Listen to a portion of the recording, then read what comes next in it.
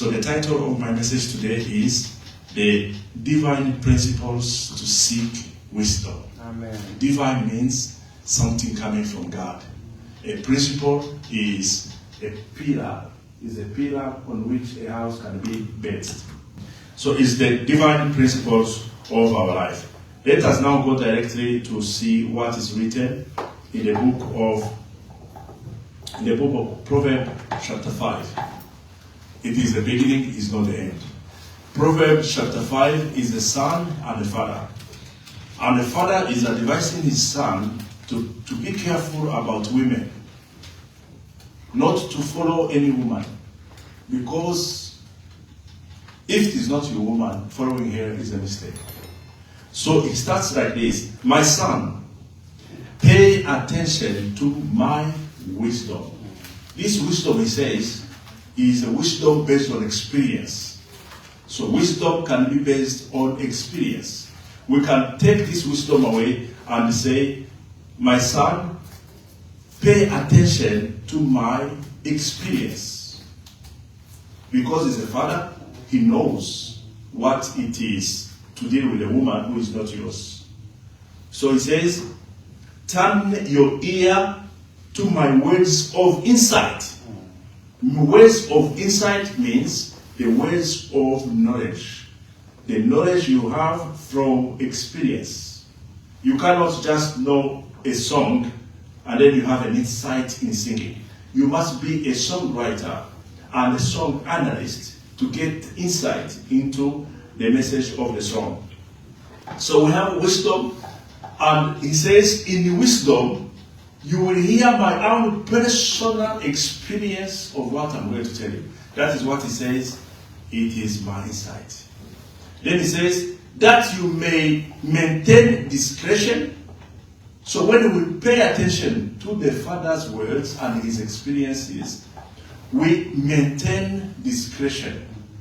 That means we know what to say, to whom to say it, and we know what to say, because the person you are addressing your speech is not the right person. Discretion. You know how to keep a secret, and you know how to count your words when you are speaking. And then he continued, he says, and your lips may perceive knowledge. Your lips will perceive knowledge. That means your speaking will be a speech that is full of knowledge. That means you will not speak what you don't know. You will not propose what you don't understand. A father speaking to the son. A mama speaking to the daughter. Based on the personal experience and also the ones that are actual, meaning that the insight. This is the first experience. So how do we get our children get wisdom? We speak to them when the moment is appropriate. When they are not having attention, we don't speak to them. When they are having attention, maybe you have eaten family dinner, they are around the table, and they are peaceful, they don't have phones in their hands, then you can speak to them. So that they may preserve discretion. This is the role of a father. A father needs to transfer into his son or daughter. This is the role of a man. A mama needs to transfer into her daughter or son the capacity to maintain discretion. Because if you don't maintain discretion, nobody will have confidence in you. And if nobody can have confidence in you, you will not become promoted. So promotion is based on people who are looking at you and they see that you have the capacity to maintain the discretion. It's a good capacity. Because when you maintain discretion, you keep your words, you keep your promise, because they are based on your strong insight of people around you. Please show the message also in Finnish so people can understand a little bit better in Finnish, you can read also. So you see, the wisdom is not necessarily wisdom from the Word of God. In Psalm number 5, that wisdom is between an experienced man speaking to another man who is not yet experienced. But behind it, there is love. Behind it, there is love. A father loves the son, and the son loves the father. So when the father is transferring his experience, is giving it because of the love he has for his son.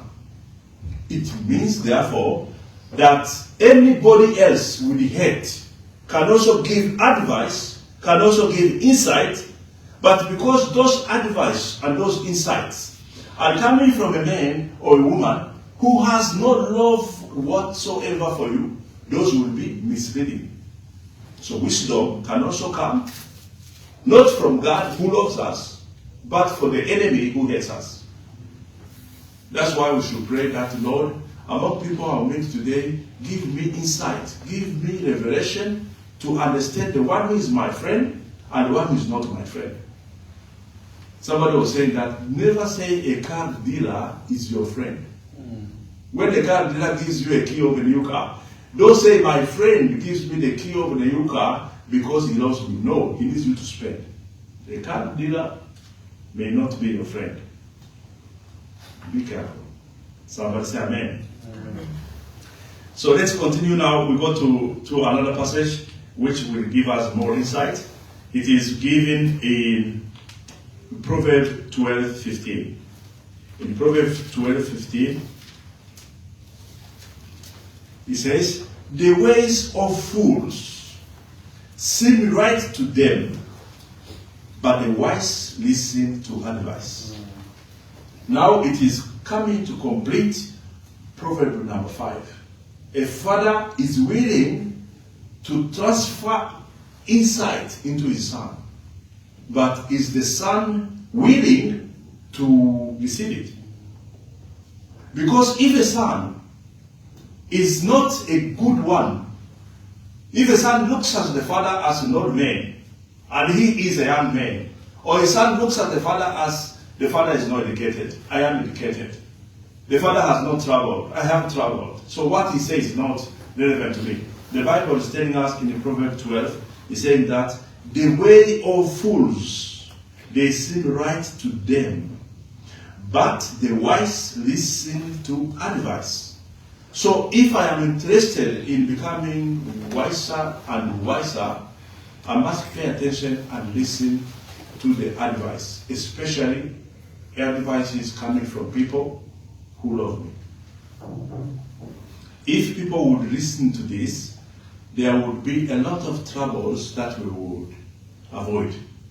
There would be much of troubles that we would avoid.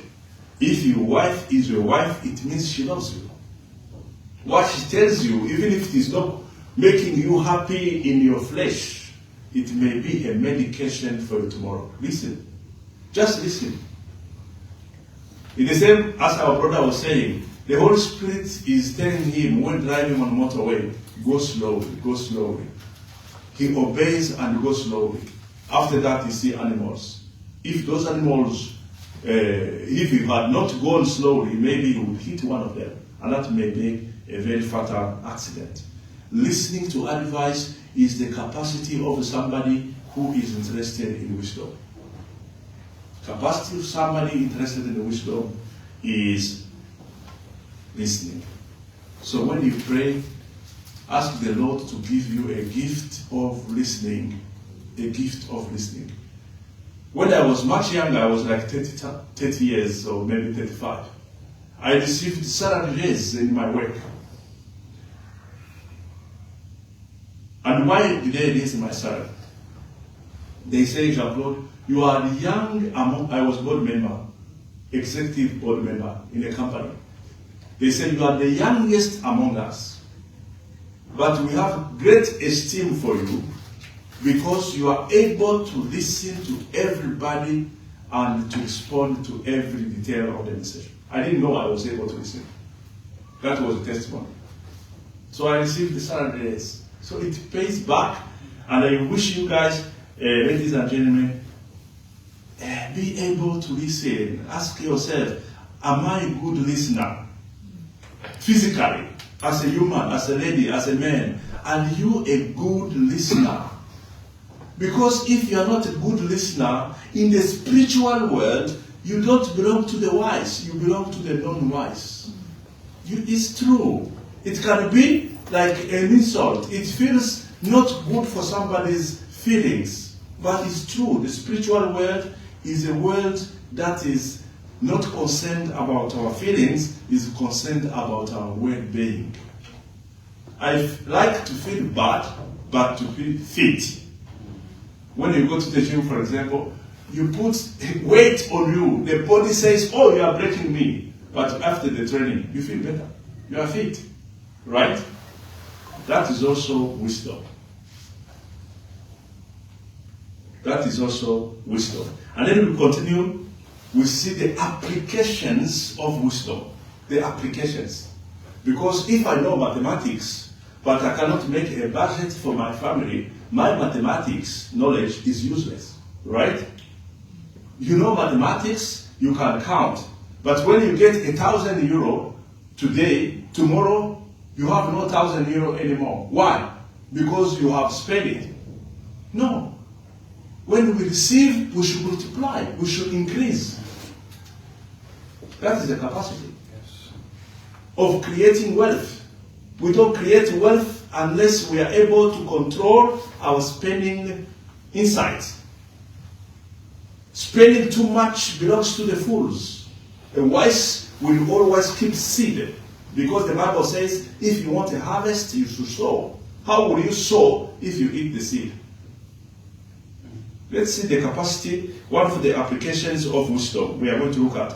The applications of wisdom still is the book of Proverbs. In Proverbs 24, number 3. Proverbs 24, number 3.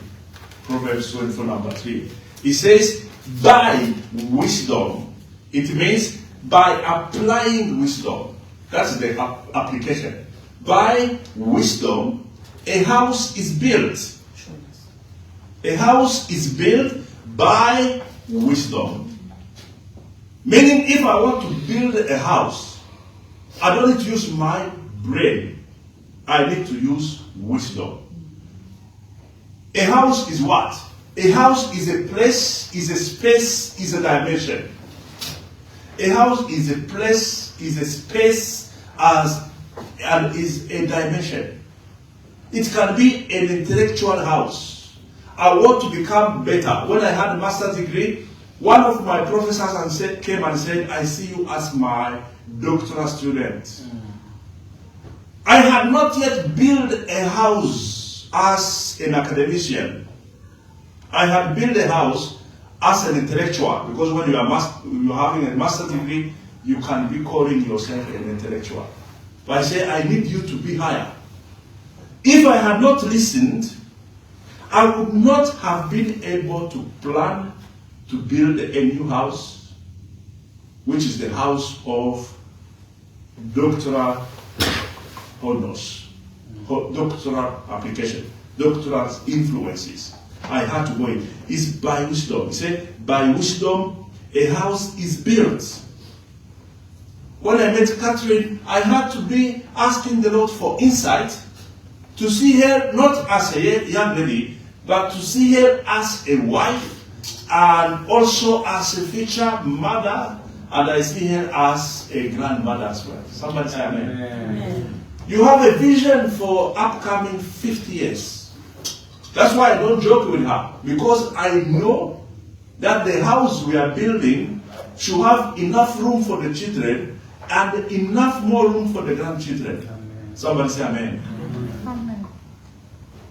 And the Bible says, when Abraham won the battles against kings and he gave a tithe to Melchizedek, the Bible says, when he gave that tithe, he was giving as a man, but also Isaac, who was not yet born, he was also giving. And the sons of Isaac, Israel, Jacob, was also giving. Why? Because the papa was building the house with one tithe, the one we joke with. He says, when you build a house with your tithe, it's not for you alone. It's for your children and your grandchildren. Only wise people understand the principle of creating generational wealth, generational influence, is coming from Proverbs 24, number 3. It says, by wisdom a house is built. When you want to build anything, a company, you want to build a relationship, you want to build a capacity to recruit people and give them jobs, so you don't just be hiring, not hired, but become a hirer, you need wisdom. And as we have seen in the book of Nehemiah, when Nehemiah was going to build the city, Himelon, he asked the king to supply not only the network for good conduits, the passage, but also the access to the timber and to the manager of the timbers, so that he will be able to influence. I tell you, this was wisdom to build. He was building a new Jerusalem because the old one had been destroyed. And because of the wisdom of God, he was using resources of the king who destroyed the city. He used the same king's resources to go and build it again. Somebody say amen. Amen. Meaning what? When you build a good relationship, you don't build it because the one you are building it with is your friend. You may also build it with your enemy. He's your enemy physically, but in heaven is positioned to bless you. Yes. Somebody who will bless you can never be your enemy. It's actually your friend. Somebody say amen. Amen. That's why the Bible says, bless your enemies. What you call your enemies as a human being maybe have been positioned for you to be blessed. Yes. Bless them. Yes. Sow a seed of blessing them if you want to harvest a blessing from them. You sow one seed, they bless you 1,000 times more. Somebody say amen.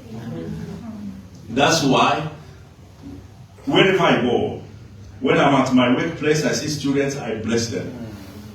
I bless them. My colleagues, I bless them. Those who give me negative feedback, I bless them even more. Somebody say amen. And I don't remember. I keep sowing seed. I don't remember. The other day I was telling you, I was in the shopping mall. I saw one guy, I think I remember him, then I don't remember him. I greeted him just like politeness. When I reached home, I opened my emails and I read one of the emails. The man said, "Thank you very much. You made my day again. You have blessed me so much. You have helped me so much."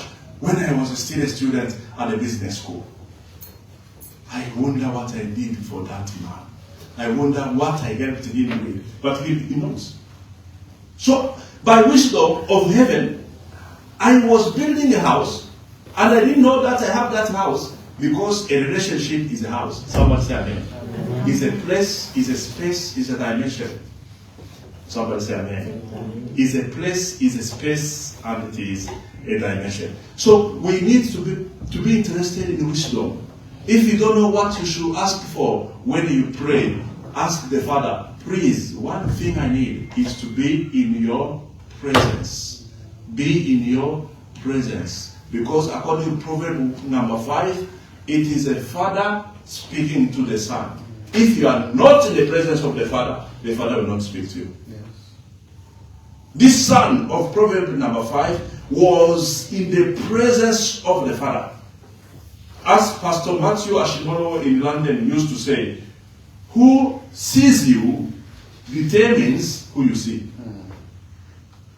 You want to be seen by the Father, go in His presence. Go in His presence. Because He's majestic. He's seated on the throne of grace. You want to receive grace, go in the presence of the Father. Not only receive grace, but also receive wisdom. He gives you insights. He gives you best advices when you are in His presence. Somebody say amen. I have been meditating on this. Then I understand that we are now growing slowly. Why? Because we don't spend much time in the presence of the Father with wisdom mindset.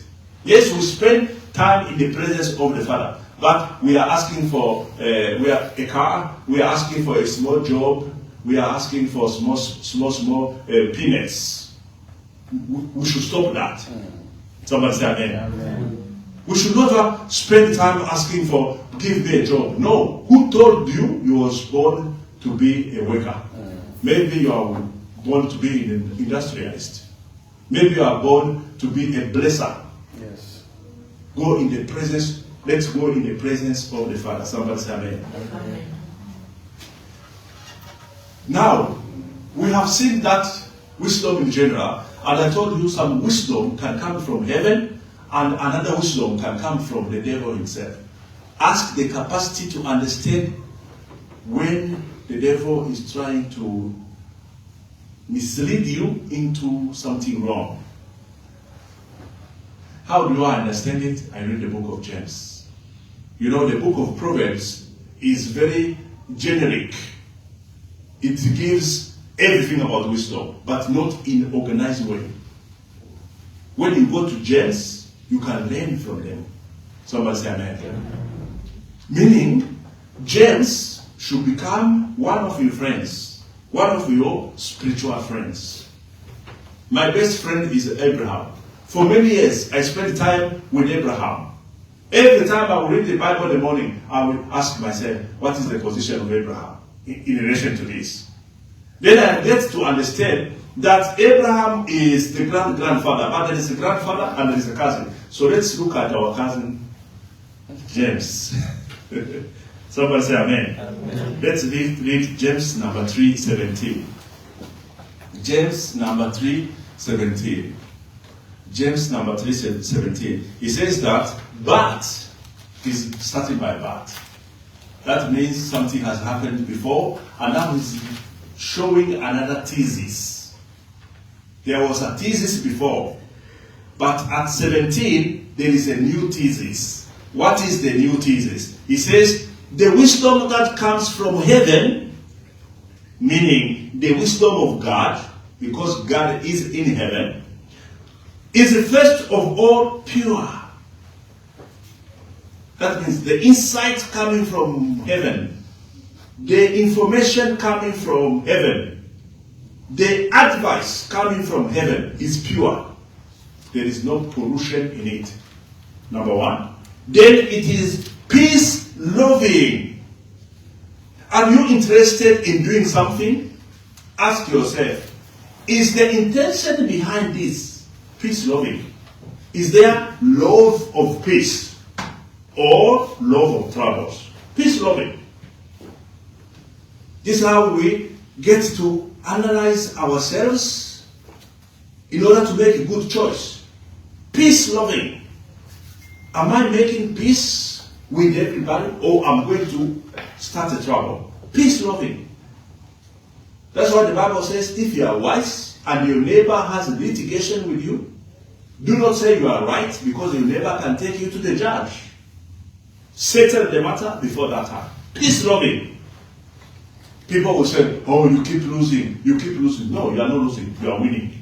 Somebody say amen. Amen. Peace-loving. Peace-loving is very, very, very good quality. Very, very good quality. And they say it is considerate and submissive. Considerate and submissive.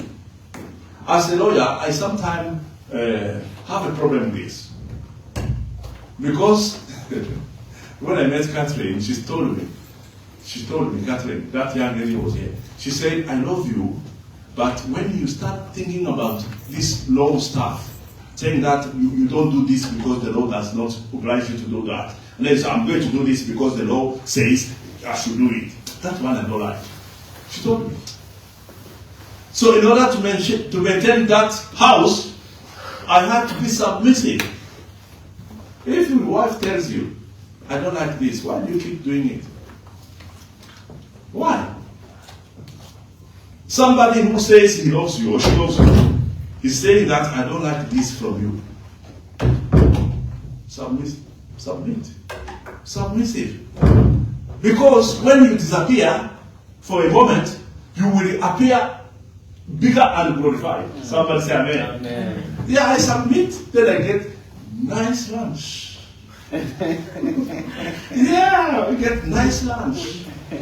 I get nice good night, sweet dreams. And when I travel, she's calling me, are you okay? Where are you? Why? Because I submit. Be wise, man. Be wise. A relationship is not built by strength, it's built by wisdom. You need to know exactly the weakness and the strength of your partner, highlight the strength and minimize the weakness. We are all weak somewhere. Somebody say amen. Amen. We were in a restaurant one day, nice restaurant. So we kept ordering stuff. Then I was going to pay. I didn't remember that in my credit card, because I was coming from Africa, usually I limit them to 100 euro. Now we had dinner and it was like 150 euros. I had money. But I did not remember that my credit card, all of them, we limited to 100 euros. So it was not passing. And then Catherine came with the headphone and said, what's going on? What is going on? She just put the headphone and put on, only like this, and the thing was paid. I said, this woman is very, very wise. Somebody say amen. Amen. And somebody was saying that, well, I'm sorry, I finished your money. Do you know what she told that man? He said that, you cannot finish the money of my husband. It's not finishable. Somebody say amen. Amen. She was prophesying. She said that we have enough money to take care of you. Don't worry. That is wisdom. That is wisdom. Coming from, it's not like show. No, it's wisdom. He said, somebody's prophesying, you are poor, you are broke. And the woman of wisdom is coming and said that in my house, we are not poor, we are not broke, we have enough. Somebody say amen. So it's also how you reply and you replicate and you put zero to the words of the enemy. I tell you, my children may not be the cleverest in the school, but if a teacher, and this is my experience, anytime the teacher said your son or your daughter is not good in language, is not good in mathematics, I said my son or my daughter cannot be not good in mathematics. Yes. My son or my daughter cannot be not good in language. Why? Everything comes from heaven. It was just a wake-up call. In the evening, I will start praying for my son or my daughter. I command the spirit of mathematics to be downloaded in you, in Jesus' name. And when they are young, they say yes. When they are young. Amen. They keep saying yes. They say yes. Then they say yes. I say I receive it. Then the baby will say, I receive it. Wait a moment. You can see now the marks they have. That one who was playing drums, one day they said, she's not good in Swedish. She's not good in Swedish. Catherine was getting annoyed. I said, keep quiet. I'm going to do it myself. So I told her, my sister, this small one, you know, she's going to speak more languages than ever because I speak 4. I speak 6. There is no way my baby cannot be able to speak 1. That's what I told her. I refused. Then we received the advice, please, when you are at home, speak with her Swedish. Speak Swedish. So we brought programs, TV, Swedish programs.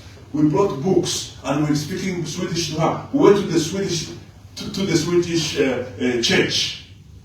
So I forgot about that. But one day, when she was getting her exam, her final student exam, in Swedish, I was in the class. I saw her laughing. I said, oh, wait a moment. She made it in Swedish. Yes. Somebody say amen. Amen. And now she's at the university. She's getting good grades in university. In Swedish again. You have to stop the voice of the enemy in Jesus' name. Amen. Somebody say amen. Amen. That is again the role of a parent, the role of a senior. Somebody say amen. So he was saying that there is a wisdom coming from heaven. This is what we should look for. It is pure. There is no pollution whatsoever. It is having what they say, peacemaking, peace-loving character. Peace-loving. Peace-loving. If you are looking for a friend to be together, analyze how much the words and the action of that person create love and peace in the surrounding. It's good to be a competitor. But you have to be competitor with consideration, not to destroy, but to compete just because there is a competition, and then to be able to help people, all of them. Full of mercy, good fruits, impartial and sincere. If you have a friend who is not sincere with you, do not call that person a friend. That is not a friend. Please, if you are wise. Or you have a friend, it's just, I'm good with you, but with that one there, I don't have time. What? It should be impartial. Meaning that no favoritism. You see a person with favoritism, don't eat lunch with that person. Because he's having wisdom not coming from God, from love, from God. Somebody say amen. So when you do this, you will be like me. You know, sometimes I go to eat lunch alone. I don't allow everybody. If I spend time with somebody, if you see me spending time with somebody, make sure that that person I'm spending time with is either somebody the Holy Spirit says, help the person, or is really a friend. Because I keep inspecting everybody I spend time with. I keep inspecting. When I see something that is not submissive, I give advice. Please, would you consider this? Would you mind considering?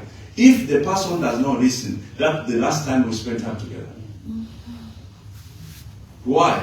Because when you spend time with people, their character influences you. Somehow you get influenced. So stop that relationship and keep on living. In Finland, it's very easy. You don't need to be friends with everybody.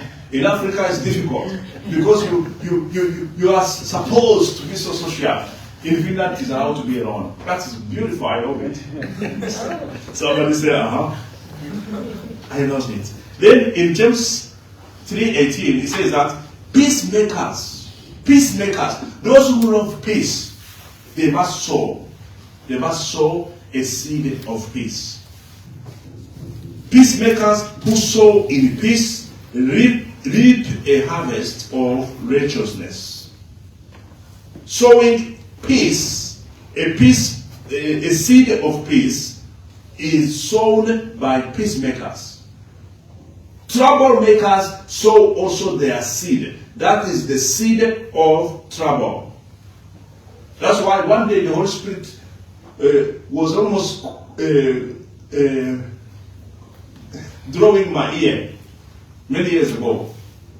Because I loved to sit in the coffee room and people were gossiping. I was younger, I was like 35, 30 or something. So I loved to sit in that coffee room because women from left and right having very nice families, they would just come and sit and then they would take one of the women and say, oh, she's really horrible. Or men also. And the Holy Spirit says, I don't want you to spend time there. Then I was like, what is wrong? I say nothing. I just listen. Say, either you give them advice or you don't spend time with them. Because if you continue, you will also start gossiping. And when you're gossiping, you are worshiping the devil. Gossip is a worship to the devil. So sow a seed of peace in any situation. And if you train in this, you will be in meetings, when financial meetings, for example, because I'm a financial, if you are an engineer, you spend time in a meeting of engineers analyzing projects. And sometimes you don't see solution. But if you love peace, the Holy Spirit will download a peace-making solution for the company. And then all of a sudden, you raise your hand and say, let us try this. And they see, we have not thought about that. Let us try it. And succeed. That is how your promotion comes. And that promotion is a harvest. Because you have sown a seed of peace when people were in trouble. You sow a seed of peace. Somebody say amen. Amen. That means you are wise. The wise people sow seed of peace. That's why when you see a sister or a brother who has not received Jesus, who are in trouble, who don't understand order, they only enjoy disorder. They cannot come on time. They are always late. If you really are a wise man or a woman having received the wisdom from heaven, you propose Jesus for them. You propose Jesus. It's the Prince of Peace. You propose Jesus. You say, my sister, I need to tell you, I was with you before. I received Jesus. I changed. This is how I am. Would you receive Jesus? Please. Don't say tomorrow. Just be there. And allow the Holy Spirit to inspire you the proper timing and the proper place. and you will be a peacemaker who sow peace. Somebody say amen. Amen. That's why they say wise people save souls and they bring joy to heaven. Somebody say amen. Amen. Then in James 3:13, James 3:13 says, is a question. James 3:13. James 3:13. He says, who is wise? That is a person now. Wisdom has become a person. He says, who is wise and who is understanding? Who is wise and who is understanding?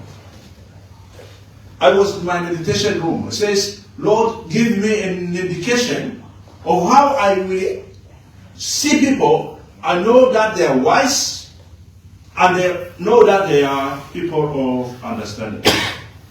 Then the Bible says that who is wise and who is understanding among you? Let them show it by their good life, by deeds done in humility.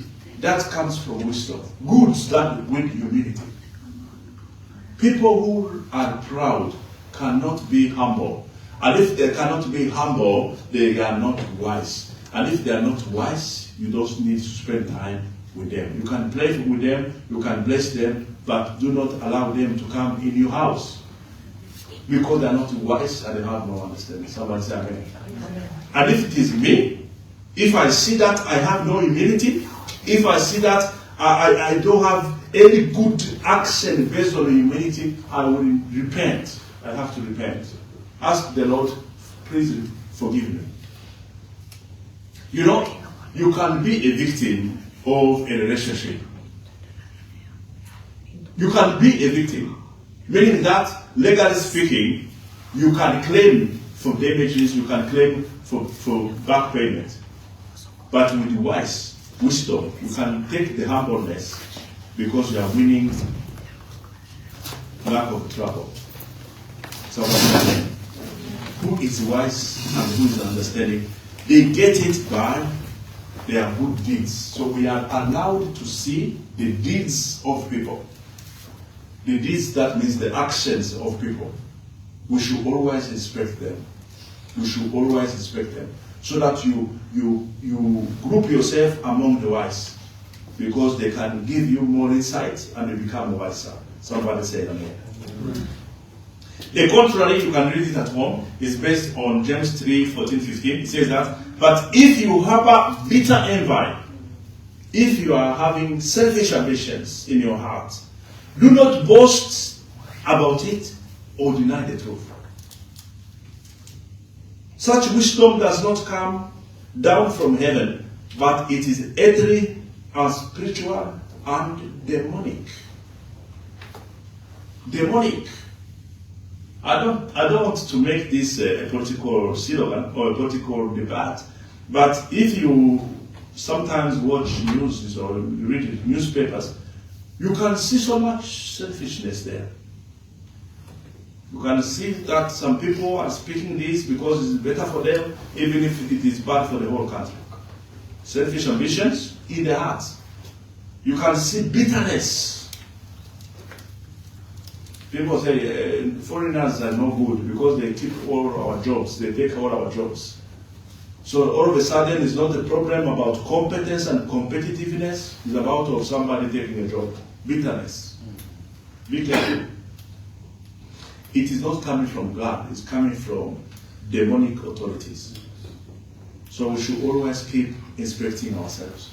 Somebody say amen. So go back now to Proverb number 5. It says that, my son, please my son, listen to me and let me pay attention to my insight. Because they will give you some good fruits. You will be able to build a house. You will be able to show it by your deeds. You will be a peace-making man or woman who sow a seed of peace in every relationship. How does wisdom come? And where is it coming from? Before we finish, where is it coming from? This wonderful wisdom. The Bible actually says wisdom is like a woman. She says she. It doesn't say he. It's a woman. Where is she coming from? Then in Proverbs 9, number 10, it says that the fear of the Lord is the beginning of wisdom. Fearing the Lord, meaning that what does it mean to fear the Lord? It means what you do when nobody else knows in your own hiding place. What you do, what you think in your own hiding place. When nobody knows about what is going on, nobody will know probably about what is going on. What do you decide to do? That is the fear of the Lord. Is it something giving honor to the Lord, or something giving honor to the devil? The fear of the Lord is the beginning of wisdom. It's not the whole wisdom, but it's the beginning of wisdom. Fear of the Lord. And the knowledge of the Holy One is understanding. That's why we saw, who is wise? The one who fears the Lord. But who is understanding? Is the one who knows the Holy One. That means we have to know Christ. The Holy One is Christ. The Holy One is the Holy Spirit. We have to develop knowledge, personal knowledge of Christ and the Holy Spirit. Then we have understanding. Somebody say amen. Amen. Fear of the Lord is the beginning. If we don't fear the Lord, we will not have knowledge of the Holy One. Somebody say amen. So it's a good principle, even if it is taking some time. And then in Colossians 2:3, they are giving us one advice from Paul.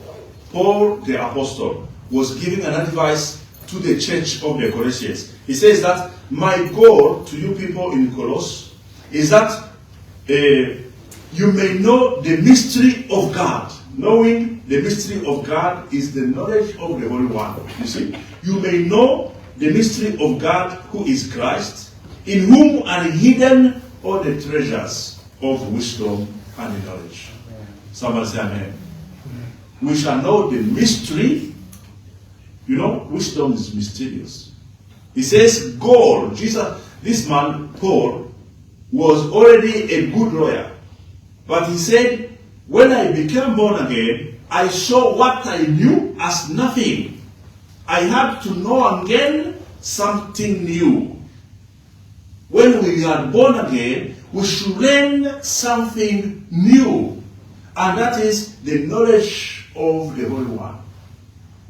He told a king called Agrippa, when he was on the way to Rome, to be jailed there. He told a king called Agrippa, he says that, King Agrippa, when I became born again, I did not know, I didn't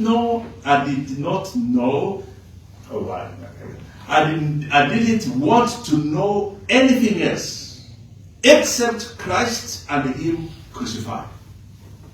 He decided not to learn anything else, not to understand anything else, but to understand Christ and Him crucified. And when he understood it, the Lord took him to heaven and showed him things that he didn't even write to us. That's why he told the people in the Colossus, I said, Colossians, you are my friends, but I still see something you lack. That the Lord may give you knowledge of a mystery of Christ.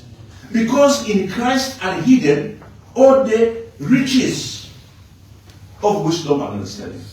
Somebody say amen. Amen. So we have to spend time in knowing God, knowing the knowledge of God and the mystery of Christ. Then we can be able to reach to the level of having a wisdom that is coming from heaven. Somebody say amen. Amen. Why should we look for wisdom coming from heaven?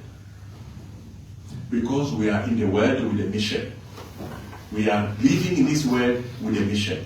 Our life has a sense. Our life has a purpose. We are not born to become medical doctors, lawyers, chief engineers, drivers, whoever we become. No, we are born for a mission in the world. And that mission is for the glory of God. It's for the glory of God. It's for the glory of God. We have to develop the love of knowing Christ. And when we pray, we should ask knowledge of Christ, number one. Reveal me who you are. Reveal me who you are. Please, Lord, reveal me who you are. I need to know you. I need you to know you more. When you know him, you get insight, you get wisdom, you solve solution, you sow peace, and your harvest is plentiful. Somebody say amen. Amen. I think we should close here, and the Lord will continue leading us. The Lord will continue giving us insight and understanding so that we can grow in our way of wisdom. There is one advice I want to give you, is given in 1 Corinthians 14. It says that, follow the way of love. It's actually written in the Bible. I have been reading the Bible so many times, and then in my meditation time, I see the fellowship. An advice to a young man who wants to know how to drive. They tell him, follow traffic rules. Apply traffic rules. You will be tested, you will be approved, you will become a driver. And when you are a driver, you can drive your car, you don't need to take a taxi. Follow the way of love. Please, let us be brothers and sisters, group people, IODC people. We follow the way of love. We follow the way of love. We always inspect, is this love based or hate based? Is this heaven approved or not approved? That is following the way of love. Follow the way of love and eagerly desire gifts of the Spirit. Eagerly desire means that I need this gift. I need this gift. Which gift? Of wisdom. Somebody say amen. I need wisdom above everything. If Jesus appears in your room and say, I am Jesus, whom you worship, ask me what you want. Please, what would you say? Because my answer would be, I need to know you more. In all dimensions, reveal me. You know my reason why I'm here. You know what God wants that I should do. And when I go to heaven, I'll be asked about what I have done about it. So reveal me who you are. I'm fine if I get this revelation. Somebody say amen. Let us pray. Let us pray before we conclude. And in prayer, I advise you, brothers and sisters, people retire. It doesn't matter which position you are occupying now, because time is coming and it will not miss you. One day you will retire. That means the company paying you, hiring you a car, giving you hotels room, giving you flight tickets. One day they will stop everything because of the age. Because of the age, you will have to start something new, which is not depending on what you have done during your active life. Why don't you start sowing a seed of works that will continue speaking for you even when you are dead? Why don't you do so? Why don't you, now that we have a bit of wisdom, decide that from now on until my last day of life, I want to do something that is coming from love. I want to be a sower of a piece of love. I want to be become a man who will do what the Lord wants. Because God says, Jesus says, God is our Father. I want to change and become who God wants me to become.